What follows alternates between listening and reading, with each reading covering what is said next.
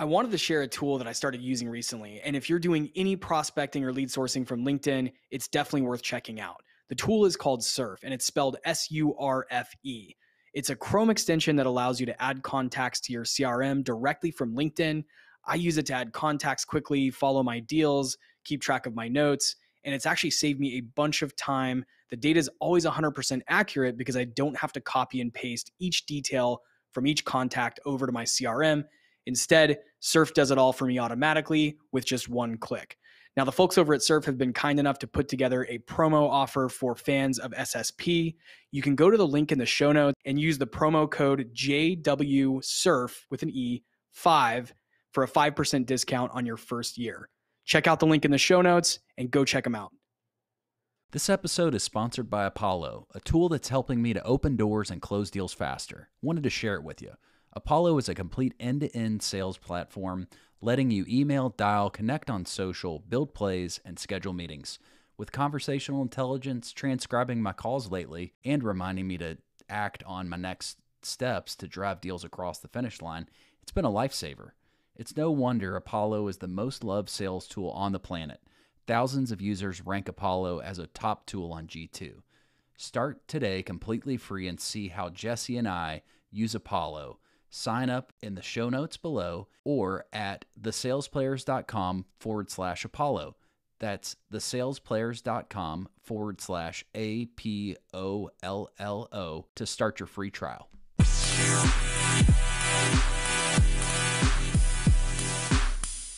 From time to time, Chase and I will peruse the sales subreddit, and someone asked a question that I thought was really interesting and thought we should address. And I want to get your take on it. I'll give my take on it too.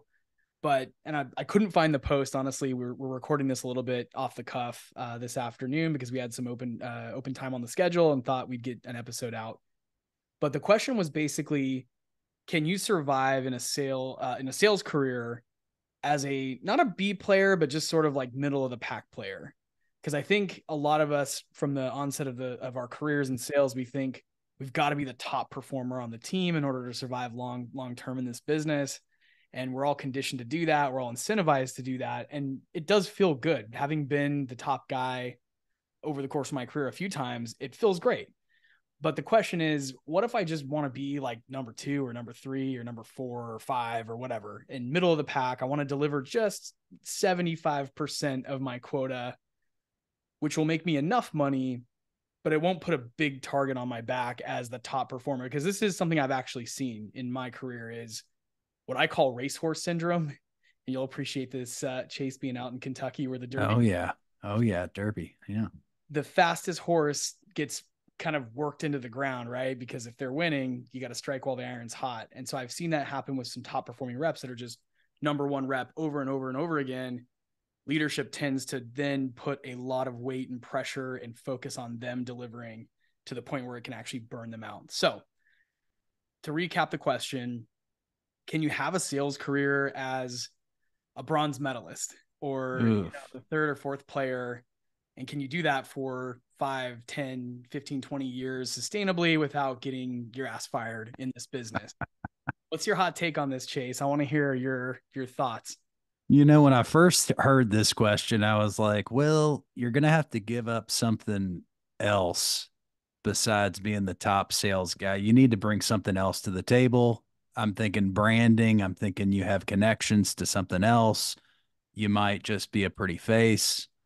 But this is a hard thing to justify. And I think that I'm actually looking in the community that I'm with Scott Leese, and he just posted a screen share of all these companies. And I think and this is off the cuff, but I think out of all the companies that were reported in this thing, only like 42% of account executives hit quota. And so there are these people that are not quota killers, that aren't 10x in quota, but they're still making it. They still have their job. So obviously it's true that you can still have a job, but I don't like to be on the chopping block. And I'd rather be on the front and just pushing as hard as I can, because I want to have as much leverage to take time off. And, you know, if you're not pushing, if you don't have that deal that closes and you have to have that deal that closes and you're missing quota, then you have issues. You're Yeah. really coming into issues. I think it's funny your head went right to the, okay, what else are you adding then? If you're not, 200, 300% of your number, is there something else you're bringing to the table that kind of makes you indispensable at the company or valuable at the company such that they're not going to move you out, right? So is that like a personal brand? Is it that you're really you really take to coaching the SDR team, or you take to coaching your peers, or you have really good insights on how to manage top of funnel? I've seen that too. Mm-hmm. I do think that that's the case. So here's my take on it. Um, I think it's actually, it can actually be a really good goal to shoot for second or third place. And by the way, full disclaimer, that's not necessarily what I'm trying to do. I like being number one. I like to win. But I know a lot of really successful sellers who've been doing this year over year for many years, sometimes actually aim for like that second or third spot for the same reasons that I mentioned, that they would rather be consistent year over year, consistently hitting, call it, like, I think I would rather hit consistently 99.9% of my quota every year for 10 or 20 years than to have a year where I hit like 300% and then I hit 40% the next year. I would much rather be consistent than anything else. And sometimes that's not always possible. And sometimes it's really hard to do in a sales role, the strategic or an enterprise sales role. It's really hard to do that. So in my mind, I think it's actually totally fine. And you can have a career where you produce just enough to stay, afloat and keep yourself going, as long as you're getting paid what your goals are. I mean, if you have a goal number every year of what you want to earn, as long as you're hitting that number and it keeps you off of that quote unquote chopping block that Chase is mentioning, I think that's totally fine. And I think it's actually a really sustainable way to do it, because if you can do that in a certain amount of time and still have free time to do what you enjoy doing, it'll actually make you a better seller, in my personal opinion. Now, all kinds of caveats, all kinds of like asterisks to that statement, because every company is going to be different. And some companies, they're going to move you out if you don't hit 100% of your number. I've found that to be pretty rare, but there's probably a number, and you could probably figure out what that number is, by the way. So if you ask your leadership to just be direct with you and tell you, what's the point where I'd be on the chopping block if I don't hit X? Like, is X, 50% of my quota? Is it 65% of my quota? What is that number? And how do I avoid getting on a performance plan and getting moved out of the business? So as long as you're overachieving that, I think especially in startups too, and that's a whole nother nuance to this, is like in startups, you're in unknown territory, right? You might be selling something that hasn't been sold at scale before.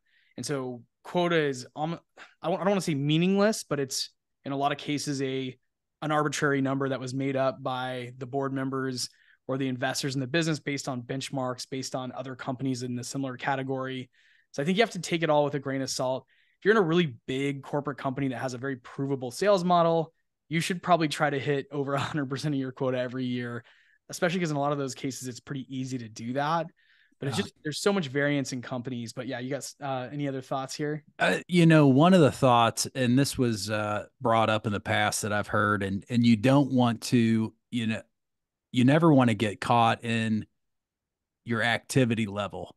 You can talk about your quota level, but then when your activity level, it's like you got to manage that activity level, and you can't let that go down. And that's something to focus on as well, because maybe, and that's where you got to see, is the top performer putting out a lot more activity, or are they just closing faster? Or where is that? Because you don't want to have that conversation of you're just coasting along. You're really not sending out that many emails. You're really not prospecting. And then you're going to get that good call from your manager to say, show me your activity. Yeah. They're going to pull up the CRM and see it. So that's something that you want to always keep in mind, is always keep prospecting. And I always will listen to Jeb Blount on this, of just always keep prospecting no matter what. but that's just how I am. I'm a Kentucky bred man, and I just always want to be first, always be prospecting. So that's actually a really good point too. Is I think if your plan is to be like, hey, I'm just gonna do the bare minimum to not get fired from my sales job, I don't think that's the right mindset. I really do think you should aim as high as you can go and aim for first place for the most part. That's going to do you the best. And aiming for first place doesn't mean you're always going to get it on your team. You're not always going to be top rep. Sometimes you're rep of the month or quarter or rep of the year.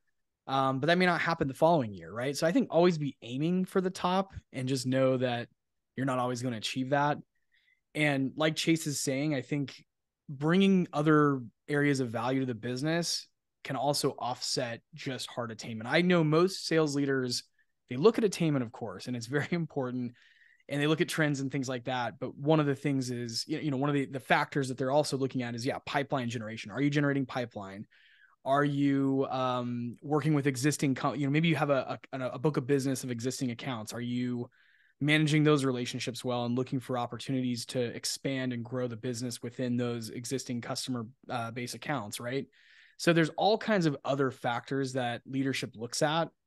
So be sure that you're also focusing on that. And I think if you're generally someone in this industry who's also just trying to level up, then you really can't go wrong. If you're focused on leveling up your career, bettering your skill set, then I think it is okay to maybe be the third or fourth or fifth person on the team.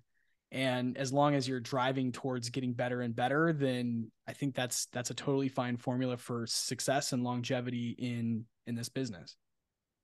And one other thing that I'll say is making sure we're doing it for the customers. I don't just sell to sell. Like, I really want to see my customer succeed. And sometimes I'll pull back on prospecting and really focus on making sure my customer is taken care of. And that could cost me some sales, but I know in the long run, I'll potentially get a referral from that. And I'm not going to get the clawback because they were taken care of. Ooh, you just use one of those words I don't think I've ever talked about on the show, clawbacks. Ooh. No, that's a good point. That's the thing is if your heart's in the right place, you're focused on delivering success to the customers, you're more likely to get paid on that invoice and it's going to make your life a lot easier down the road. So I think why so many of us sellers shoot for that top seller spot in the company is for that same reason, that when you get to that top spot, generally speaking, 2023 aside, generally speaking, you have a lot of job security and, you're going to have a lot of perks from that company on being the top performer. There's a lot of other perks, right? There may be some social and political capital that you gain within the company. In addition to, again, if you're taking care of your customers, you're making sure you're getting paid, your commission's on time, no clawbacks. And, it's pretty win-win. But I do also think that, you can be the third player on the team and still have a great career in B2B sales. And just keep the attitude, keeping the morale. That's a big thing as well. Is I think morale boosters are great to have on the team, even if they're not top performing. As long as you're not going into meetings and just complaining, I think if you can hold a good meeting and be positive and really help out the CMS team, support, and really creating those relationships, I think you get more entrenched in your company, and that brings value, and people start to like you more. You're on fire today, man, because I do think that attitude Is and gratitude. It's not. Well, it is. Your attitude is gratitude. Well, I do think it's a superpower, and that doesn't get talked about very much. That and it's one that I've deployed over the course of my career. I've had managers tell me, why leadership likes you? They like you because you tend to have a pretty positive outlook on everything. We know you're not behind the scenes talking shit about, so-and-so or doing that. You tend to try to build up your team. You tend to try to approach problems with a positive attitude. People would prefer to work with someone like that over someone who's negative all the time, who's looking for excuses, looking for ways to complain about their situation, whether that's their territory or a deal that they didn't win, some specific leader, that it's really a superpower to carry a positive attitude into your day to day. So I love that you brought that up. I think that's super important. And I think that you can get really negative. You can either look at, hey, I'm not number one, I'm middle of the pack. You could look at that in a negative way, or you could look at it a positive way. It's really all your attitude. And you could say, I did the best that I could do. Um, and yeah, attitude. I really think that's the focus here. Well, all right. Well, All right, Jesse. yeah. Thanks for listening, everyone. Cheers.